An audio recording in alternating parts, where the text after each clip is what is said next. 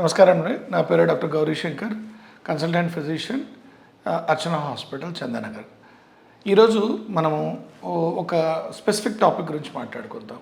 సాధారణంగా షుగర్ పేషెంట్లు, వ్యాధిగ్రస్తులైన పేషెంట్లు జలుబు, దగ్గు, జ్వరాలు వచ్చినప్పుడు తీసుకోవాల్సిన జాగ్రత్తల గురించి మాట్లాడతాం.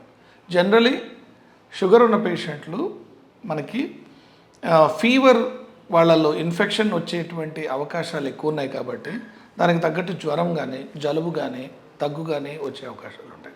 అటువంటి వాళ్ళలో జ్వరం వచ్చినప్పుడు ఈ తగు జాగ్రత్తలు లైక్ పారాసిటమాల్ ట్యాబ్లెట్ తీసుకోవడము 1-2 రోజుల వరకు అయితే, అండ్ దాంతోపాటు నేను ఎక్కువ ఫ్లూయిడ్స్ తీసుకోవాలి. ఎందుకంటే ద్రవ పదార్థాలు ఎక్కువ తీసుకుంటే మనకి డీహైడ్రేషన్ రాకుండా ఉంటుంది.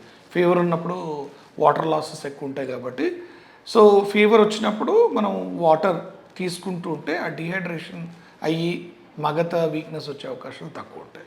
దాంతోపాటు జలుబు, దగ్గుకు కూడా మందులు సరైన మోతాదులో తీసుకోవాల్సి ఉంటుందండి. కానీ సాధ్యమైనంత వరకు మనం సెల్ఫ్ మెడికేషన్ కాకుండా, డయాబెటీస్ ఉన్న పేషెంట్స్కి రిస్క్స్ ఎక్కువ కాబట్టి డాక్టర్ని సంప్రదించి ఒక 2-3 రోజుల వరకు ఫీవర్కి అయితే తీసుకోవచ్చండి మందులు. లో గ్రేడ్ ఫీవర్కి అయితే. హై గ్రేడ్ ఫీవర్ అయితే ఇమ్మీడియట్గా డాక్టర్ కలవాల్సి ఉంటుంది.